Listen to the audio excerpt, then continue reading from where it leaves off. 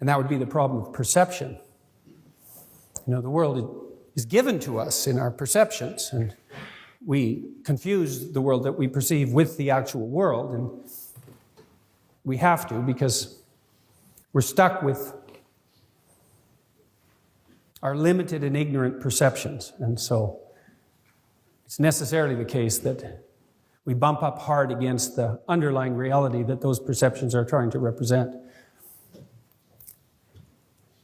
I read a paper in the MIT Handbook of Cognitive Science a while back. It wasn't the first place I'd encountered this idea, but it was stated pretty briefly, and so it's a good way of laying out the problem. The problem is really one of interpretation, and it bedeviled artificial intelligence researchers who were attempting to produce functional robots that could operate in real-world environments. And you'll note we have none of those yet, although we are getting much closer. It bedeviled cognitive scientists and psychophysiologists who were trying to understand visual perception, which turns out to be complicated beyond comprehension. I mean, we devote about half our brain, it's really more than that, to just seeing. And it's interesting to contemplate why that might be if the world, in some sense, is given and composed of self-evidently apprehensible objects, which it's not at all. And the problem also emerged in literary criticism, and interestingly enough, its emergence there sparked, I would say, the culture war that we're all engaged in at the moment. And so this is not a trivial problem. And the MIT researchers that I described, Medin and Aguilar, said, it is possible to categorize a finite number of objects in an infinite number of ways. And you think, well, that doesn't sound like too serious a problem. But it's actually a really serious problem, because it means that any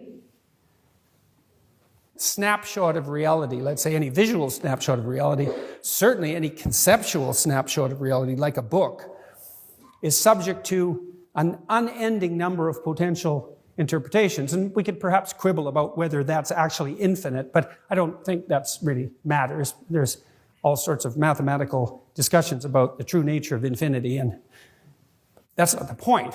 The point is there are lots of them, way more than you could ever sort through. And so how do you do it? And how do you do it in such a in a manner that really makes it simple in some sense? Because there's the step, and there it is, and I walk down it, and no problem, except, like I said, it took 3.5 billion years to evolve the platform that made that perception possible. And so if it took God himself, 3.5 billion years to manage it, then it's a rather difficult problem to solve. So I started studying cybernetics, neuropsychology, animal behaviorism, literary theory, psychoanalytic theory, existential philosophy, biblical studies,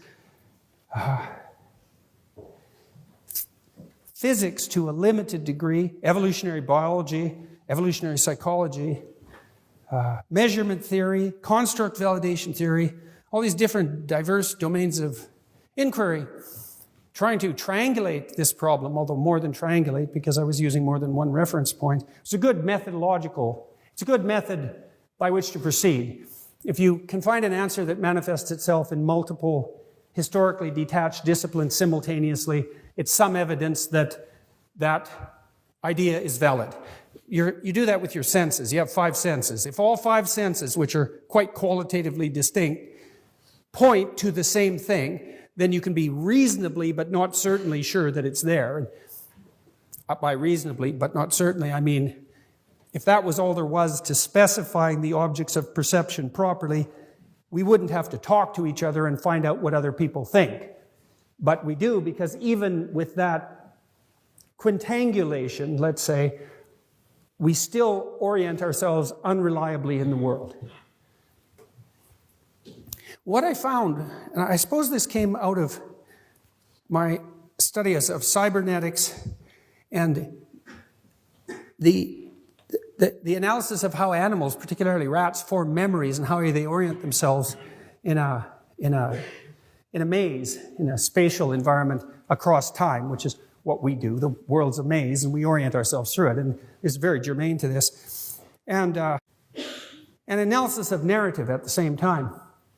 And I realized that the rat researchers who were talking about how animals navigate through a maze, and the cybernetic engineers who were building machines that could move, like anti-missile missile systems, which can track a goal and then orient towards it and self-correct, quasi-intelligent systems, they're all really pointing to the same underlying solution to the problem of perception. And it was a solution that required embodiment, so that was very interesting. And that really became obvious, I would say, among robotics types by the early 1990s with Rodney Brooks at MIT, who invented the Roomba, by the way, which I know it's just a vacuum cleaner, but, well, actually it's not, because it doesn't fall downstairs. And that's pretty good for, a vacuum cleaner.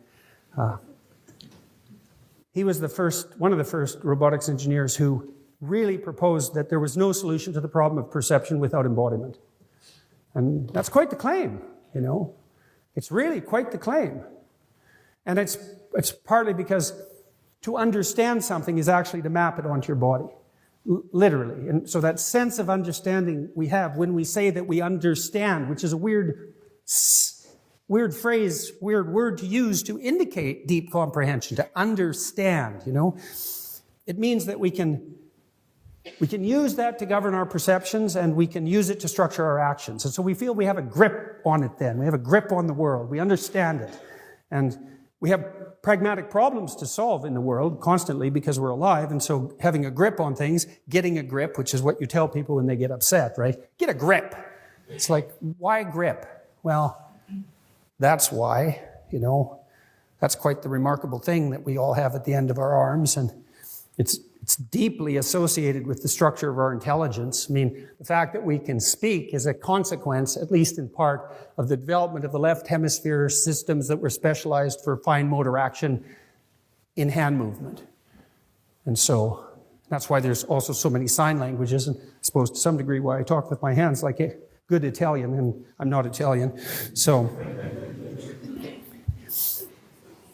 the basic cybernetic frame was something like starting point, goal, self-correcting process. That's it. But I realized maybe, that the semantic description of that structure was a story. There's a story, when you tell a story, you have to say, well, I was here, and then you have to say I was going somewhere. A little kid might tell you about their first day going to kindergarten. It's not much of a story, although it's a pretty big deal for the little kid, Well, I was at home with Mom, and then I took her hand, and we walked to the kindergarten, and I was afraid, but I was excited, and, I got there, and I had a pretty good day. And you give him a pat on the head, and you think, that's a pretty good story for a little kid. He might tell a slightly different story. He might say, I was walking to kindergarten, and I was kind of scared, but I was excited. I had my mom's hand, and then all of a sudden, this big dog jumped at me at the fence and really scared me, And a little kid will get emotional if he recounts something like that. And then he'll say, he might say one of two things. He might say, I got so afraid I had to take Mom's hand, and she was upset too, and she was crying, and we had to go home. And then he doesn't go to school for the week. And then when he goes to school, he has a panic attack. And then his mother martyrs herself so that he can have a panic attack for a tremendous long period of time. And then, it's just a complete bloody mess. And that's an Oedipal narrative, by the way. Or maybe the other story would be, I was scared of the dog. Dog's a pretty big thing for a kid, and it is a wolf after all. So, that's not nothing. But I took my mom's hand, and she gave me a pat, and she said, you think you can do this? And I think you can. And so I got myself together and went to kindergarten. That's a better story, that one. That's a better story. It's a more interesting story. And it's interesting because it's a meta story. The story of just getting from point A to B, that's a good story. You want to hear about that. You want people to tell you how they get from point A to point B all the time. Because then, you know where point A is, and that's useful, and you know where a good point B might be. And believe me, man, you want to know that more than anything else. Like, here's an example. Our eyes are quite a lot unlike the eyes of our closest primate relatives, in that there's a very, very clear distinction between the white and the iris. And the reason for that is all of our ancestors who had eyes that you couldn't easily see, detect, and infer the direction of either got killed or didn't mate. That's it. And you might say, well, why do we care? It's because, well, when you look at someone, you look at their eyes. Why? Because you want to see where they direct their attention. Why? Because you want to see what they value. Why? Because you want to know what to value. That's a pretty inexpensive way of doing it. And it's so deeply rooted in us that social psychologists, perhaps this was an experiment that replicated, although probably not, would run experiments where one of them would stand on a corner, just look up, and then wait. And if it was a busy corner, soon someone else would stop by them and look up. Then there were two people looking up, and well, if two people were looking up, there's got to be a reason for that. They're expending extraordinarily expensive cognitive resources looking. And maybe they had to figure out where to look. You don't have to, you just have to look where they look. And so we're looking where other people look all the time. And so we want to infer the value structure that directs attention. And we do that through imitation. And we have a powerful instinct to imitate. And so that's part of this title, right? Imitation of the divine ideal. What should we be lifting up our eyes to? Well, that is exactly the question, man. That is exactly the question. So to make a machine that can operate something like a living organism, engages in goal-directed behavior, it has to operate within this roughly cybernetic frame. The neuropsychologists found out that that's how our emotions work. At about the same time this was being worked out by the cybernetic theorists, Norbert Wiener got there sooner, because I think he wrote in the 30s. And he was the first person to outline the cybernetic scheme. But Jeffrey Gray applied that scheme to the analysis of emotions in a book in 1982 called The Neuropsychology of Anxiety, which is really a book about how we handle entropy. And that's a big deal, man. That's like the big deal. And Gray pointed out, this is a very biological viewpoint too, by the way, that our emotions themselves operate from within this cybernetic / narrative framework. And so, for example, and this happens, it isn't object, perception, evaluation, emotional response. It's like the emotional response is part of the perception. The eyes map right onto the emotional systems. They map onto all sorts of direct motor output systems. And there's no way of distinguishing motor action from perception. There's no pure sensation without motor action. If your eyes ever stop moving completely for even, I think it's 1/10 of a second, because they're shaking back and forth all the time involuntarily, you immediately go blind because the cells exhaust themselves. So there's no perception without action, which is very interesting. So that means there's no perception in the absence of motivation, which is also extremely interesting if you start to think that through. So if you're moving towards a goal and you see an obstacle, that produces negative emotion. And if you're moving towards a goal and you see a clear pathway or some things that will facilitate your movement forward, you feel positive emotion. So that's pretty cool because you can map on the approach avoidance structure of all animal movement onto the emotional system in relationship to the pursuit of a goal. It's a really interesting way of understanding emotions. I mean, there are diverse positive emotions, flavors, and there are diverse negative emotions, flavors again, but they're all rooted in these fundamental underlying systems, negative and positive emotion, which, by the way, your variability in the sensitivity to those emotions also constitutes the two most cardinal elements of your personality structure. There's 5 of those, but that's 2. Extroversion, positive emotion, neuroticism, negative emotion. And people vary in their sensitivity to the sight of obstacles or the joy they take in the sight of facilitators or clear pathways. And so I read a paper yesterday showing that, if you show people a picture of a hill, before you give them a sugar drink, they think the hill is less steep than they think it is after you give them the sugar drink.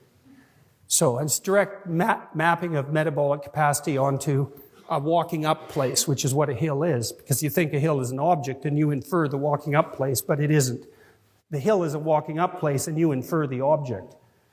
And so the claim I'm making, the fundamental claim, is that the framework within which our perceptions themselves are structured, so you could say the raw sense data of the empiricist, which does not exist because there is no raw sense data, first. And second, if there was, there would be so much of it that we wouldn't know what to do with it anyways. And so that doesn't solve the problem. All of that's interpreted from within a narrative framework. And that means from within a framework of value. And so why would I say value? Well, if you want to go from point A to B, why did the chicken cross the road? Because it thought the other side of the road was better. Unless it's a daft chicken, and that's a possibility, because it's chicken after all, or they're smarter than you think they are, but why do you go somewhere that you're not? Because it's better than where you are. Unless you're aiming down, and then maybe you want to go somewhere worse, and you want to take people with you. But other than that, generally speaking, you're aiming up. Well, it might be a micro up, but it's not usually. That's the thing. So here's a way of understanding the narrative schema that we lay on the world. So the first is there's a point A and a point B, and the narrative is a description of the starting point and the end point and the process to get there. And then a better narrative meta-narrative is a description of the process that occurs when that structure decomposes because it's no longer valid, a failure, a descent into something like chaos as a consequence, and then the reconstitution of a new narrative. And that's paradise, the fall, paradise. That's a very basic narrative. And that's the thing to imitate. Not just the narrative, the process by which narratives are generated and repaired. Okay, so now let's see if we can make that concrete, a little more concrete. Imagine you're writing a paper. Well, let's take that apart. Let's be precise about this as much as we can. Let's say you're typing first. Okay, so what does it mean that you're typing? Well, you're thinking, hypothetically, although I've read essays that would indicate otherwise, but hypothetically. So what are you doing? Well, you're moving your fingers, right? So this writing is dependent on embodiment. And it was really hard to generate these fingers, right? So there's that whole evolutionary process we were talking about lurking at the bottom of this. And you've practiced typing. We'll say you're an expert typist, and that means you've built little automated machines in the back, generally of your left hemisphere, that took a lot of mass practice so that you could create these automatized motor output structures that you could disinhibit while you're thinking, because that's what you're doing. You're not exactly activating these motor movements. You're preparing them for release and then disinhibiting it, and then they run ballistically, which means they run deterministically at that level. And so at the micro level, what you're doing isn't thinking. At the micro level, what you're doing are disinhibiting motor output systems. Okay, but then on top of that, you say, well, there's an overlay of abstract cognition. You're typing, well, what are you typing? Letter? Yes. A word? Yes. And you type the letter in relationship to the word. You're typing a phrase, right? You're thinking about a phrase, but not just a phrase, a sentence, but not just a sentence, a paragraph, the sequencing of the sentence within that paragraph, the paragraphs within the context of an essay. And maybe if you're writing a book, then the essay in relationship to the book. You're doing that, all of that at once. And so that's a series of nested narratives. So a cybernetic motor schema at the bottom, and then narratives. Because I could say, well, why are you typing the letter? To type the word. Why are you typing the word? To type the phrase, to type the sentence, to type the paragraph, to complete the sequencing of paragraphs, to write the chapter, to write the book. Why are you writing the book? Well, let's say you're a scientific researcher. You're writing a book about animal cognition. Why are you doing that? Well, maybe you're a professor, researcher, scientist, teacher. Well, why are you doing that? Well, maybe you're a good citizen, maybe you want to mentor people, maybe you want to make the world a better place. Well, why are you doing that? Because you're imitating a divine ideal. Well, what do I mean by divine? Well, I mean supraordinate or deep. You can look at it either way. Well, why divine? Because that's how you experience it. It's not a proposition. And you might say, well, what does that have to do with divine? The divine? Well, have it your way. Use whatever word you want. Deep, profound, superordinate. It doesn't matter. It's all in the same semantic space. I think divine is more accurate, partly because for us to conceptualize that supraordinate narrative, we've relied on religious imagination fundamentally, because we had to use our religious imagination for centuries before we could specify the nature of the supraordinate narrative container precisely enough to start to propositionalize it. You know, and so when you go into a Byzantine cathedral, let's say, and you look up at the dome, the Byzantine cathedral is a cross, right? That's not an accident. The cross, in some sense, is the specification through architectural symbolism, the dramatic architectural symbolism, to place you at the point of maximal suffering. Or is it something else? Well, we'll go with that. And people put a lot of work into these buildings, you know. This was no trivial enterprise. And then you look up and there's a great dome on the sky. And then you see the image of the divine word embodied against the sky. That's an indication of the supraordinate narrative. Then you think, well, what does that mean practically? Well, that's a good question. You might also ask yourself, what does the dissolution of that mean, and what does antipathy towards that mean? Those are all useful questions. I came across many of these ideas because I was trying to understand the action of individual concentration camp guards in Auschwitz. And I was trying to understand what I would have to be like to do that. And that isn't something people usually do, because they assume if they were in Nazi Germany, they'd be like, you know, Schindler. It's like, no, Schindler was like Schindler. There's like one of him. That isn't what you would have been like. In all likelihood, you would have been willfully blind or participating. And you think, not me. And all that means is, if you think that, then definitely you. So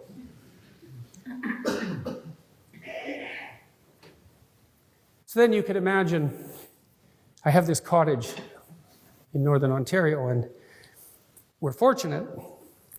It's dark there, and so you can go down to the dock at night, and in the clear sky you can see the vast array of the infinite heavens arrayed above you, you know, and it's something that people who live in cities really don't get to experience anymore. They don't experience the sunset, which we also go out on our boat and watch pretty much every day. And that puts you in touch with what inspires awe. You know, and that's not a propositional experience, that's a pre-propositional experience, and it's a deep biological experience. It's embedded in the prey response to a predator in part, you know, because if you feel awe, sometimes you can feel that with music. A lot of people who are high in openness to experience will feel that quite frequently under the effect of aesthetic experiences, interestingly enough. Their hair stands on end. That's piloerection. That's what a cat does when it's frightened by a dog, like the little boy at the beginning of the story. You know, the cat puffs up to look big, to be like meta cat, so that it can contend with dogs, or at least it can look like it might. And so when it sees a dog, the sight of the dog calls the best forth out of the cat. Well, that's what happens when you look at the night sky. You know, it calls to you, right? Dr. Dawkins sent me a paper last week in preparation for a discussion that we're going to have tomorrow. And it was a very interesting paper, and I think I read it about 25 years ago, and he said, any functioning animal has to be a microcosm, a model of the environment within which it finds itself. Well, that's true of us. And so when you look at the night sky and that sense of awe grips you and calls something out of you, right, to respond to your encounter with the infinite, even your encounter with mortality, your encounter with finitude and limitation, all of that in relationship to the infinite. That sense of awe is also the calling forth of something out of you that can respond to the challenge of that infinite. Well, that's the microcosm within. You know? It's a reflection of the structure of the cosmos itself.